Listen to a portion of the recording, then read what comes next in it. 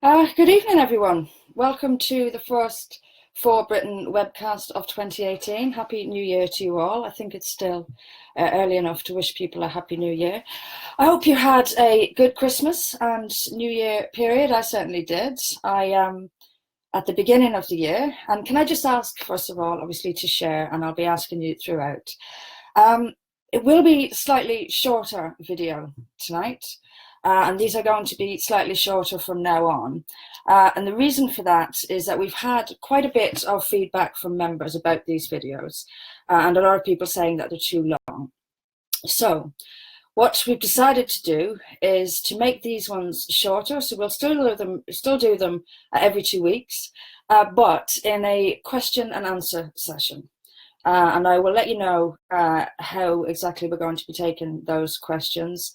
Hopefully we can do it live, and we'll continue that every 2 weeks. But I will, from Monday, be doing a short video of 5 or 6 minutes or whatever it might be every day. So we'll be replacing this hour-long one. A lot of members said it was too long. So we will be making this half an hour, and from Monday at 11 o'clock every morning, I'll be doing a short video, except for obviously for days that I can't be here, if I'm from traveling or doing other work that prevents me from being here. But otherwise, every day at 11 o'clock, and I will then put that on YouTube that day and tweet it that evening. So I think that's a fairly good compromise on that. So we'll keep these ones to half an hour. I don't mind running over, but the plan is then to keep these ones for half an hour. So for 2 weeks from now, it'll be Q&A session for half an hour and a few minutes every morning at 11 o'clock. So this is a response to quite a few comments from members that this was too long. So getting back to the start of the year, I had a very much needed rest. I had 10 days without internet access or phone, and I cannot recommend it enough. It is completely rejuvenating. It has completely rejuvenated me, and it's just as well because we have a big year ahead of us. And I'll talk a little bit about, well, quite a bit about what the party is, where we are at the moment, and what we're going to be doing in the next few weeks, and then an idea essentially of what we're going to be doing for the next 6 months or so. I like to take things a step at a time. A few things that have come up this week that we should discuss is, let's start off on Brexit again. And again, can I ask you to share this as widely as possible? You might have seen, and I sent a tweet about it this morning, that the Eurocrats are starting to suggest that we not leave, and in very clear terms. They're not hinting at it. They're essentially telling us and dropping the idea in the European Parliament, and the big chiefs like Juncker are dropping this now, that we are still welcome to stay. Their arms are still open to us. Well, I bet they are. And they're still open to our money and military capabilities as well. Get used to this. This is going to happen over and over and over again until the idea becomes more mainstream, and until people get tired of it. You know, I've said all along that the aim is that second referendum, and they're going to drag it out for that second referendum. And while they're doing that, they're going to be normalizing the idea that the Brexit result should be ignored. Now, this shows the nature of the EU. It shows the nature of the people running the EU. The spectacular and mind-blowing arrogance it takes to really believe that you have every right to ignore a majority within a nation when they voted and were promised that their vote would be upheld and their wishes respected. These people are so arrogant, they really believe they have every right to overturn that. That is the kind of people we're dealing with. That is the kind of political tyranny we're dealing with. And it needs to be made clear to people going forward.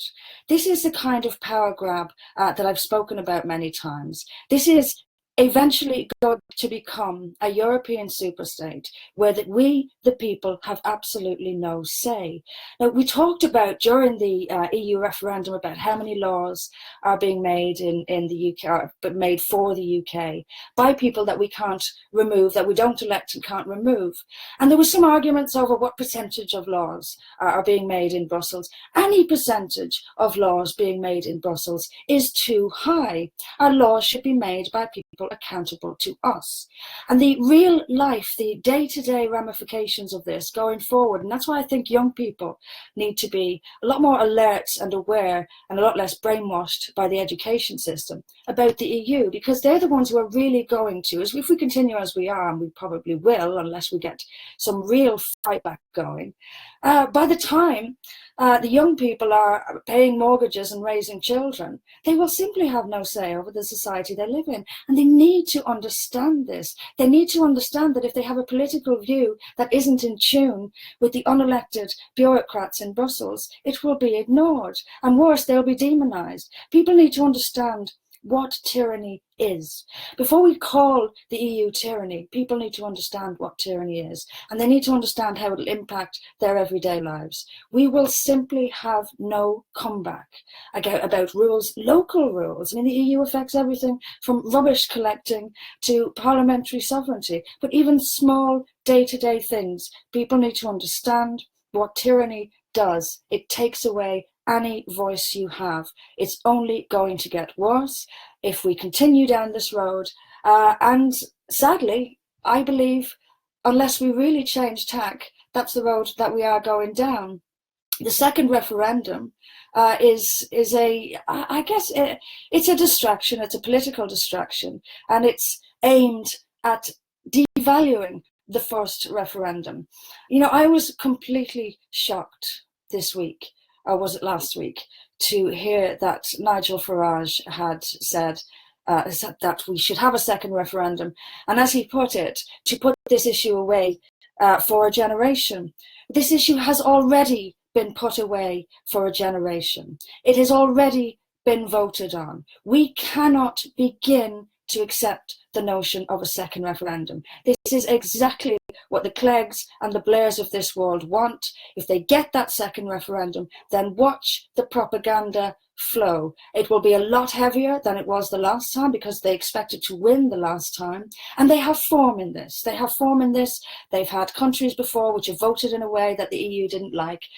They either simply rewrote the law and or whatever proposals they had, they rewrote it, reworded it, and stuck it into another treaty and didn't have a referendum on it. This is what they do. Or in the case of Ireland, they held a second referendum, and the propaganda poured into Ireland during that lead up to the second referendum was intense and extremely expensive. And the EU, I have no doubt whatsoever, intends to do the same thing again. We mustn't agree to a second referendum. It is a slap in the face of democracy. It is a slap in the face of the 52% of this country who went out and voted and gave their voice on this. A second referendum is just ignoring that. It's giving in to the notion that democracy never actually produces a result. People are saying that democracy allows you to continue campaigning. Yes, it does. When we're outside the European Union, we have to leave the European Union. Then people can campaign to go back in, but we must leave it first. It's essentially the same as a general election. People can, if the Tories win a general election, say, people can continue to campaign against the Tories afterwards, but the Tories must take their seat in government because they won the election. Democracy continues, yes, but there must be implementation of the democratic results. So the idea that a second referendum is democracy in action is doublespeak, is Orwellian, it is an absolute lie. There should be no concession whatsoever on a second referendum. We've had our referendum, we want out. In fact, we want the whole thing gone. Now, throughout my UKIP leadership campaign, I spoke a lot about teaming up with other groups across Europe, and I've made some headway in that regard. Actually, someone has contacted me about it, and a meeting is being arranged in Paris for various people from different countries of Europe, all of whom want out of the European Union, all of whom want to bring down the European Union. And I was invited to attend that, and I will be doing, and I'll keep you up to date on when that, and how that happens. Speaking of Nigel Farage, just to say a few words about UKIP. It's been a rather difficult week for UKIP. It has become a laughingstock, and it's got an incredibly weak leader. Now, I don't like to talk about people, and I don't like to say unkind things about people. I like to talk about issues. But today I spent some time today watching some videos of Henry Bolton. Can I ask you to share again, please? I spent some time today watching videos, either speeches or interviews with Henry Bolton. He simply is not up to the job of handling a hostile media. The insufferable Piers Morgan tore him apart on Good Morning Britain. He had absolutely nothing to say, no defence for himself, no bringing it back to politics. Now, if I'm being asked such personal questions, and I'm not going to comment on his personal life, but if I'm being asked questions like, why did you end the relationship? Well, my answer would simply be, I don't want to go out with someone who makes inane, disgusting and ridiculous comments like that. That's my answer. Now can we talk about politics again? He's allowing the media to tear him to shreds. And frankly, you can see it. You can see it in his face. You can see it how he talks, how he holds himself, that none of what he says is actually coming from him. And that is the core problem of his leadership. And it will continue to be the core problem of his leadership. There isn't a strong personal core there. There isn't a strong personal conviction or passion there. It's not him speaking. You can see the lines that have been written by the same team who still run UKIP now. You can see that he's been given these lines, that he's memorized them and rehearsed them. There is nothing passionate there. He is not the person to talk about Brexit or anything else for that matter. He simply is not going to connect with the people. I can see this. I think most people in UKIP, if they're honest with themselves, can now see this. I want to also mention, one of the interviews I saw with him today was very interesting. It was his first interview after winning the UKIP leadership election. And he was asked about Brexit. Now, I saw in a couple of videos, this is what I mean as well about rehearsing the lines and saying the same things over and over again. So he said the same lines in several videos. But what he kept saying was, we need to be prepared to leave the EU, and we need to be prepared to leave the EU now. And that was it. How are we supposed to be prepared to leave the EU? What exactly are we supposed to do to leave the EU? And what exactly are your arguments against the EU? The answer came there none. There isn't any. It's we must be prepared to leave the EU and nothing else. He was then asked to mention three policy areas separate from Brexit that he felt strongly or passionately about. He didn't, and he couldn't, and he brought the conversation back to Brexit. Now, you may remember throughout the UKIP leadership election, which continues to be relevant, unfortunately, I was called the single issue candidate, and I want to address this now. And I want to address it because I know there are people in UKIP who are thinking about coming across to For Britain. But the main concern, or one of the main concerns I keep hearing, is that it's a single issue party. Now, going back to the UKIP leadership election, and I'm going to say this until I'm blue in the face, it is ridiculous to call me a single issue candidate or to call For Britain a single issue party. It is not. Throughout that leadership campaign, I am still the only candidate whose views on the NHS I know. I'm still the only candidate whose views on law and order I know, on the welfare state, on constitutional issues. I'm still the only candidate with a different view of the European Union and a different ideas about how we talk about it, and with the ambition to say and to actually seek, and I do because I believe it can be done, to tear down the European Union altogether. I went through that election producing and presenting different speeches at every hustings, covering different issues at every hustings, and I was the only one to do so. And I maintain that I am not the single issue candidate. I'm being called it because I'm not the single issue candidate, and this is not a single issue party. There is a single issue party in British politics, and that is UKIP. UKIP is solely concerned with the European Union. Now that's fine. That's fine if that's what you want to be, but don't smear and slur other people as single issue when it simply is observably and provably untrue. We are working on an absolutely incredible manifesto, a national manifesto to be released later in the year. I am so excited about it.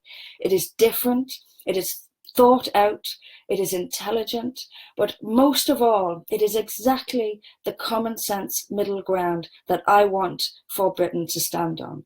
It is intended to appeal to the common sense, decent majority. It is not any heavily on one side or another. It's common sense middle. That is exactly, and you're going to hear me saying the words common sense a lot as we go through this year, because that is exactly what we want to appeal to. And those are the two words that I want to come to people's minds when they think of for Britain.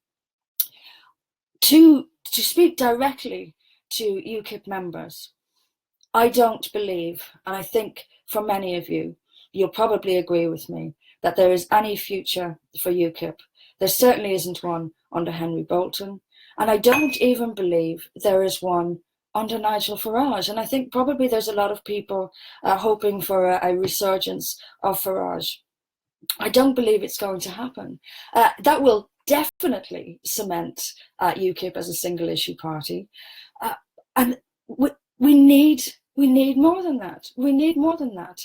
Why would you vote for a party that was only anti-Brexit when you can have a party that is staunchly anti-Brexit, but which also has big ideas about the constitutional future of this country, about protecting British culture and freedoms and rights, taking actual practical steps to protect them, about education, about policing, about the NHS, and here's the one that they're really afraid of, about Islam. Now, why would you go for a party that's just the European Union when you can have one that's anti-European Union and all those other issues as well? That is what we are, and that's what we will continue to be. And when the manifesto comes out, and we have a local manifesto coming out even sooner than that, you will see it. Everyone will see it.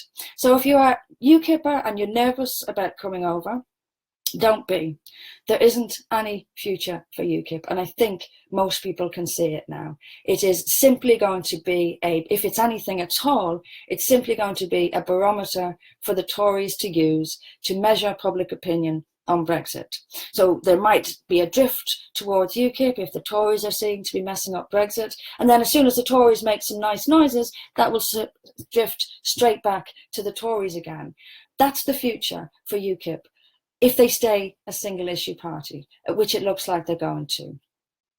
So we have a much brighter future than that. We are already attracting people, we're already causing a stir, and that's going to continue. Now, to say a few things about what we've got coming up.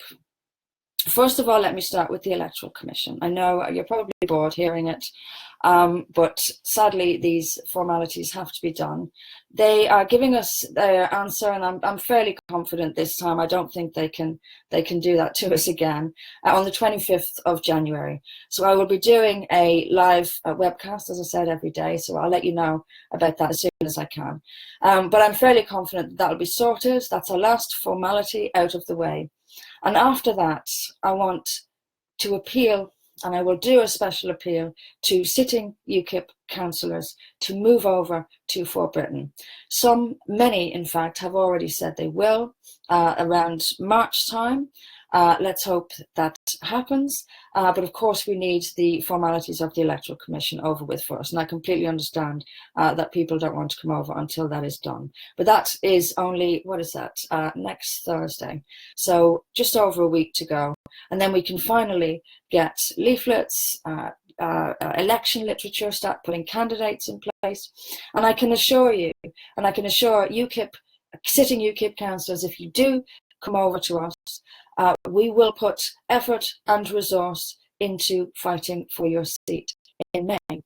And I wonder when was the last time that you had actual support from the central party UKIP for local seats. Having sat in elections for local seats for UKIP myself, I know how scant the support is, financial support or any other kind of support.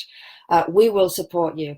Our resources are prioritising elections and leaflets and things of that nature. This is what politics is all about.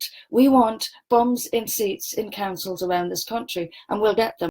And that is our top priority. That is our resource priority, our spending priority. So have a think, search your conscience about UKIP, because I think a lot of people know that it's over for UKIP. It doesn't have to be over for you. Come and join us. We will let you know, as I said, as soon as all the other formalities are sorted out.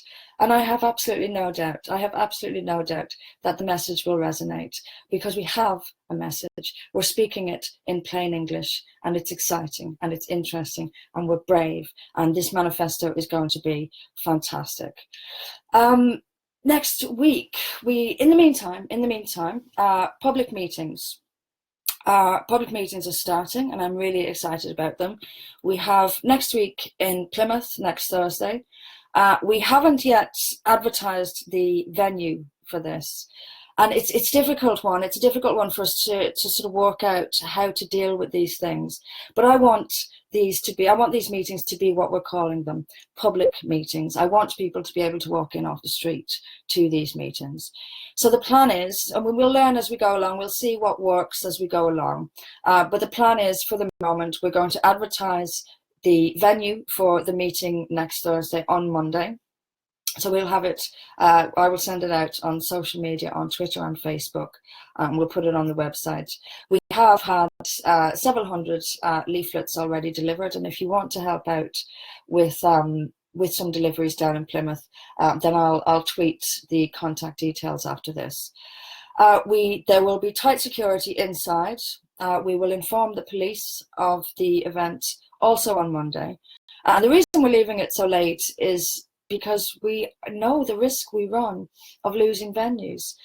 With this Plymouth meeting, we've had to do the printing and delivering of the leaflets ourselves on this occasion. I hope that doesn't happen each time, because the printing company, that we'd hoped to use wouldn't work for us because we're, I don't know what it is this week, far right probably. So we're going to have this going forward. But obstacles are there in order for us to get expert at going around them. We also have our second public meeting coming up, which is in Hartlepool, which is on the 7th of February. Same issue there. We've already lost one venue, but we do have another one. And thanks to Karen up there, who's helping me a lot with this. So we had the Grand Hotel booked, and they cancelled us due to unforeseen public reaction, which they didn't go into the details of. We're having this problem. We will continue to have this problem, I have no doubt. So one of the things I wanted to ask you this evening was if you know of people who have venues, pubs with function rooms around the country, who might be willing to take us, or at least that we can perhaps hopefully trust not to be intimidated by the leftists, by the Antifa, who try and close us down, which they will.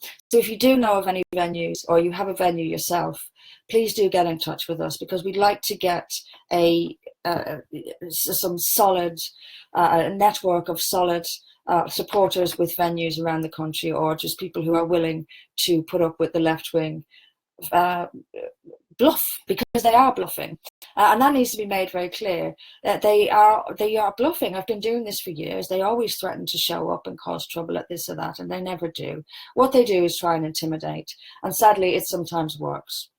So again, if you do know anyone with a venue, please do get in touch.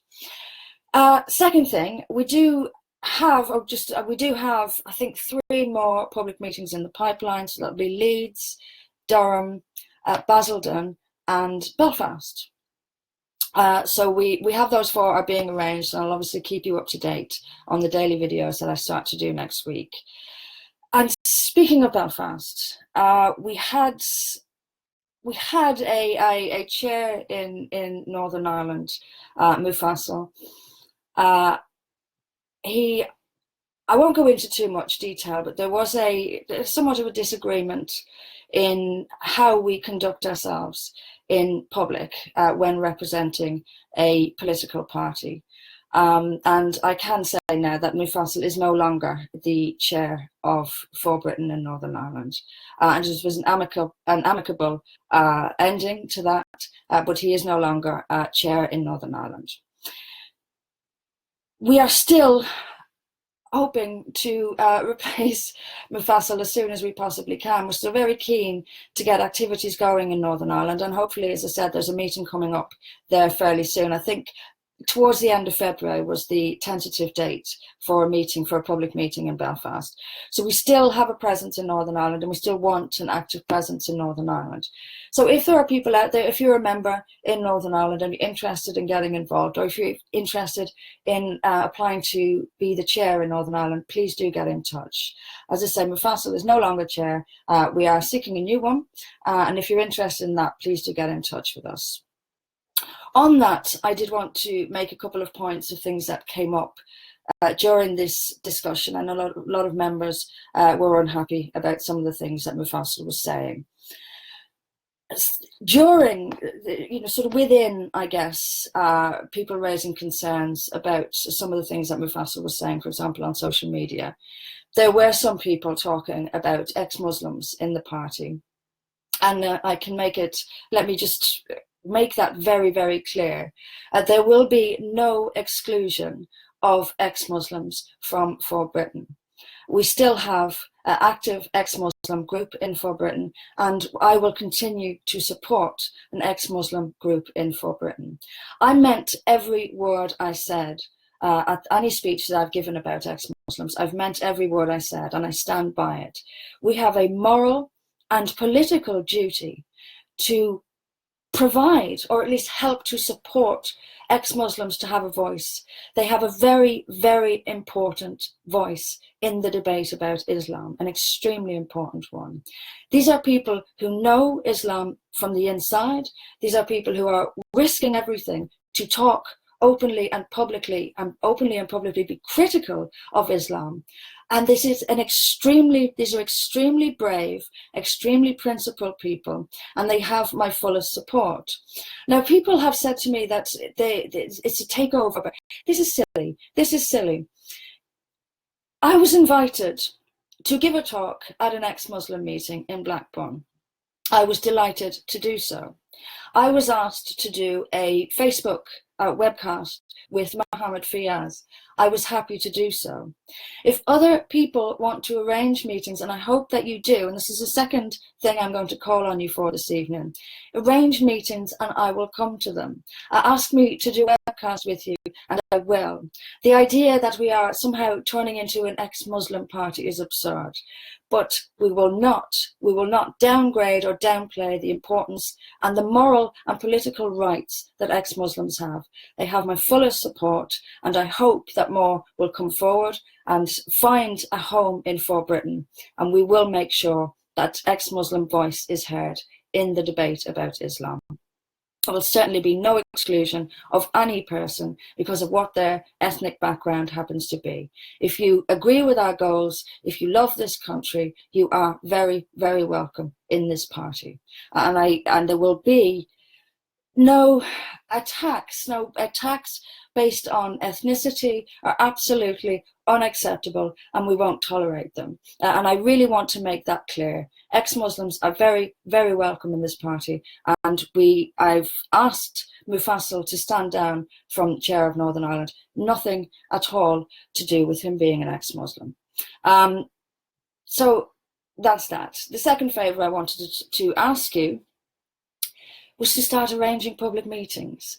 I know some people are getting impatient, and while I kind of understand that, a part of me is thinking, please understand the size of the task that we have and how much we have achieved in 3 short months.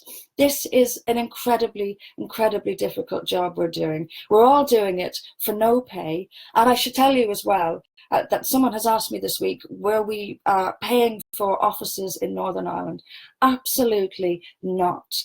The money that has been raised so far with For Britain is still sitting in the same bank account. It will be used for elections and for public meetings only. I can assure you of that. I don't have any offices, and nobody else on the committee has any offices. We are working from home. We are doing it for no pay, and we are putting our necks on the line. And we really want support. We need you to support us. We need you to put some trust in our judgment as well. We're making difficult decisions, and we're doing this in a very difficult context and against a very difficult backdrop. So while I am absolutely delighted at what we've achieved in 3 short months, and I am incredibly optimistic about the future, this is going to be a big year for us. I'm really excited about it, and I mean that. That's not just political flannel. I mean it. I am really excited about it. We also ask that you have a bit of patience, put a bit of trust in us. We will do this. We will do this. I've never been more determined, and particularly after that nice rest I had, I've never been more determined. So please help us to arrange as many public meetings around the country as you can. If you know of a local venue, contact them, see if we can get a venue in your town or in your city, and then contact us for a date. We will help. We will obviously cover any expenses. We will cover the cost of leafleting. And the leafleting has 2 purposes to it. Obviously, it's to advertise the public meeting, but it's also to let that town or city know that For Britain exists. So please help us to do this. Get involved, take the initiative, and let's get these meetings all over the country as soon as we possibly can. The website, I have finally seen the website, the new website. It is fantastic. It should be ready as well next Thursday. Next Thursday could well be a big day. We're getting our Electoral Commission certification. We've got our very first public meeting in Plymouth, and we will have the launch of our new website. It really is fantastic. It's got lots of policies on there, lots of policy positions. It's vibrant, it's positive, it's exciting, and it looks really, really great. That will be ready to go live next Thursday. Payment, signing up, everything is going to be easier. There's going to be a members forum where we will have information on, for example, if you want to stand as a candidate, who your local branch is. And on that, we've got lots new branches still being formed every day. Join us. It's really going to work. It's really getting very exciting. And I'm very optimistic for the year ahead. What time are we on? Oh, we've run over. The time always flies. The time always flies. One political issue I wanted to touch on before we finish up this evening was one that I read about today. And again, this is one that's pretty close to my heart. And that is that there are fewer nurses joining the NHS, or at least last year, fewer nurses joined the NHS than left the NHS. I've got that right, haven't I? 3,000 is the difference. So last year, 3,000 more nurses left the NHS than joined it. So we are 3,000 nurses down going into 2018 in the NHS than we were in 2017. This is it's an absolute scandal. You cannot run a decent health service without nurses. And the reason that the nurses are leaving the NHS in these numbers, and I'll just ask you for the last time to please share, The reason the nurses are leaving the NHS in these numbers is they are completely demoralised, they are completely overworked, completely understaffed, and completely underpaid. You cannot run an efficient healthcare service with nurses who are under this kind of strain. And knowing the NHS as I do, I can tell you that this is true in my experience, that nurses are overworked and are underpaid and are completely demoralised. And let me tell you why I think that is. Why are they so underpaid? Why is this key part of medical healthcare provision so underpaid? Because the bureaucrats are taking all the money. That's why, and it's the only reason why. We have got to do, and I want to make this, we'll discuss policy, and one of the things, I didn't mention this, I will now, we're having a committee meeting this Sunday in Birmingham, first committee meeting of the year, and on Monday when I start my daily videos, I'll be able to tell you all the decisions that we came to. But one of the things that we're going to talk about is a conference. We're going to have our first national conference, fingers crossed, at the same time as every other party, so around September time.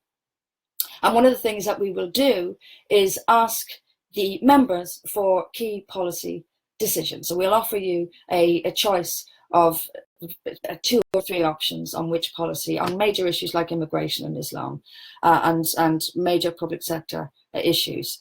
But the reason I say that is so I'm not giving away or sort of preempting policy on this. But my own view on what the NHS needs is a management audit, and as soon as humanly possible. And I know immediately that sounds like spending money, and it is spending money, but it is to save a significant amount of money in the long term. The public needs to know, and they have a right to know, and they need to know quickly, who is running the NHS. And by that, I mean names. I want names of senior management in the NHS, how much they're being paid, how much their budgets are, and what they are spending those budgets on. I want that to be in plain, simple English made public. People need to know this. And only when we know this can we know how much money is being wasted on these people, how much of them to get rid of, and to redirect NHS budgets into nursing and doctors. Because I can tell you that there are bureaucrats in the NHS being paid far more even than senior doctors. It's an absolute scandal. And they perpetuate this by hiring more of themselves, by spreading the idea that they're so essential. Their bureaucracy is essential. No, it isn't. The doctors used to run the health service. I say we let the doctors run the health service again. It is a scandal. We have nurses on food banks. We have nurses using food banks in this country. No wonder they're demoralised. It's destroying the health service, and it absolutely has to stop. This is going to be key for us. The NHS will be key for us. It'll be one of the many, many issues that I personally feel passionately about, and this party will passionately campaign on. Single issue party, we are not, and we're going to show it as we go ahead this year. So I think that's pretty much it for this evening. I was going to keep it to half an hour. Hopefully I haven't gone over too long. So just a quick recap before I go. Next week, we will start daily videos at 11 o'clock. I will then put them out in the evening. I'll give updates on the party and on any particular issues of that day. Next Thursday, we have our first public meeting in Plymouth, which I will advertise online on Monday. I will put it out on Twitter and Facebook, and I'll be telling the police about it as well.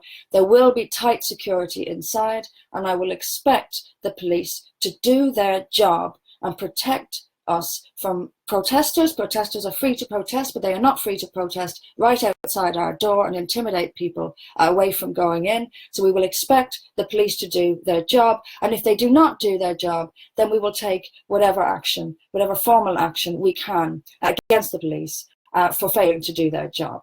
So it's next Thursday. Next Thursday as well, we will receive finally a decision from the Electoral Commission. I don't anticipate any further problems with that. And we will also launch the new fantastic website. We have a meeting, the first committee meeting of the year, this weekend in Birmingham. I will update you on all of the decisions that are made there on Monday. Until then, Be excited, because I am. This really, really will work. The manifesto is fantastic and I can't wait to publish it.